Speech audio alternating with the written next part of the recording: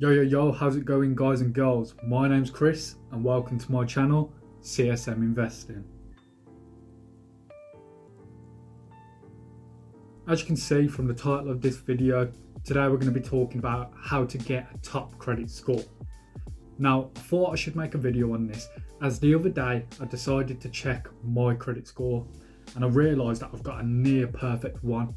So I thought, why not actually share with you how you can actually do this. The way the video is going to be broken down is I'm going to discuss with you how the system actually scores you, so what makes up your score, and then I'm going to tell you how you can actually improve on this. A credit score is the equivalent of taking a test in uni, but instead of being tested in a schooling environment, you're getting tested within life. So we could technically say that the credit score is the report card of life, and the way to get a good report card is to be good with money. Now, some of you who aren't familiar with credit scores are going to be sat there thinking, well, why do I even need an amazing credit score or even a good one?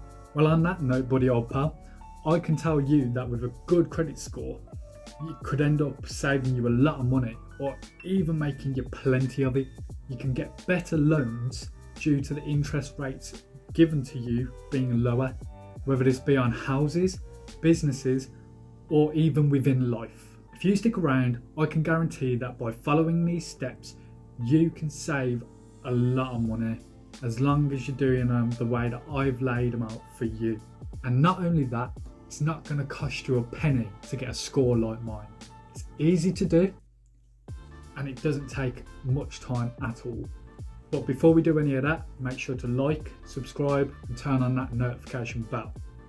Right, let's get into it.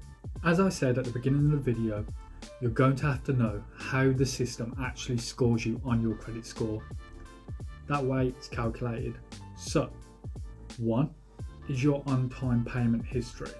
Now this is probably the easiest one to sort out. It just means don't miss a payment, set up a direct debit plan if needed, and never pay anything off late, because if you do, that could be a massive mistake, as this one section accounts for 35% of your overall credit score. But if you do end up missing a payment, try to have more credit available to you for a longer period of time.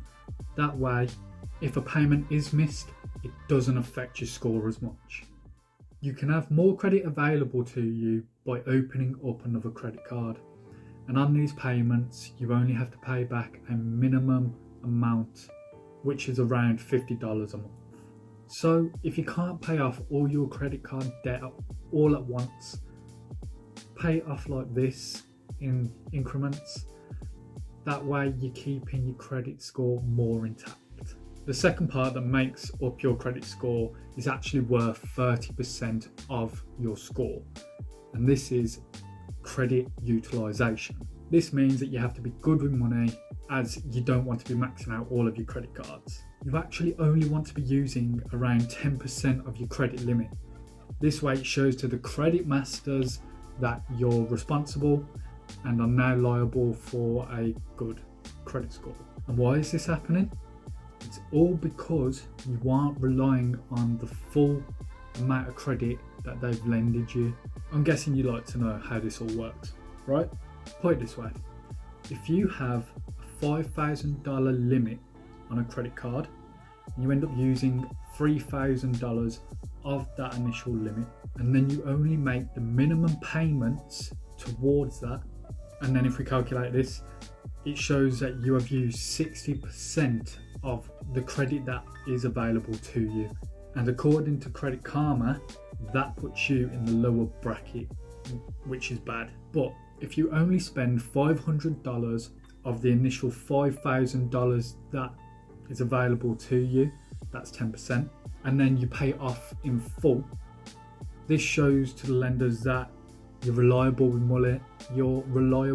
money, and it shows you know how to budget, as you're not using the whole credit allowance. The third thing to increase your credit score is through the length of your credit history. This basically means how long you've been utilizing credit for, and the sooner that you actually begin this, the better, as this part actually accounts for 15% of your overall credit score. Now, I definitely recommend, if you're good with money and you don't go out every night and spend all your money on ridiculous things like this posh instant pot noodle. Yes, it won't break your bank, but when you can get it for $2, what's the point? I definitely recommend you opening a line of credit, like a credit card, in your early years, such as when you turn 18. But as I said, only if you're good with money. We don't want you going into debt. This form isn't calculated from the very first time that you open a line of credit. It works within averages. So if you opened a line of credit, like a credit card, 6 years ago, and then you opened up one today, your average calculation would be around 3 years, not the initial 6 that you opened up at. Just remember, this part of the process takes time, and it won't be shooting your credit score to that perfect 999 or in the 900s overnight. Patience is key with this step. 4 is the amount of credit sections that you have opened. These can range from mortgages, credit cards, or even auto loans. Now, this all works because the more credit that you have open, the more credit that is actually available to you, which in turn increases your overall limit. And if you're only using 10% of that limit, it's then harder to go into debt. Diversifying your credit is a great way to increase your credit score, but don't stress about this section too much, as it only makes up 10% of the overall score. And 5th is how many inquiries are actually on your credit score. Now, there are 2 types of inquiries. These are soft checks and hard checks. A soft check is something like going on Experian and checking your free credit score. You can do this as many times as you like in a short time frame, and it won't affect your credit score. But a hard check can happen, for example, if you go to the bank and take out a loan. This affects your score in a negative way and decreases it. But don't stress too much, because over time this goes back up. They have to do these inquiries to make sure that you are eligible for that loan. Just don't open too many lines of credit around the same time as each other, as on paper to lenders it makes it look like you're using credit to get out of debt. So you're using debt upon debt to get out of debt, but then you get into more debt. Yeah, it's a bit of a long process, but that's how it looks on paper. Even though in reality you might be just trying to increase your overall credit average or credit availability. And then because of this, it makes you more risky to lend to. As I said before, these hard inquiries are only temporary and only affect your score for like 1 year. And then after 2 years, they're completely wiped off your credit report. So it's as if it never really happened.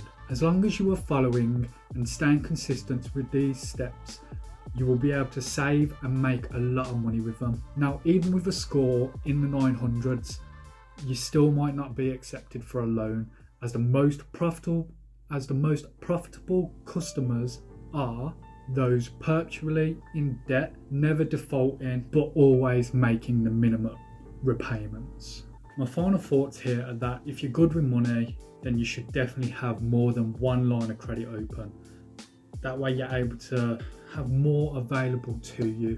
It's not a bad thing to have loads of credit cards like everyone's telling you that it is. The bad thing is having a bad credit score. So let's boost that credit score up for you and start making money. I'm Chris, and thanks for coming to my channel. Peace.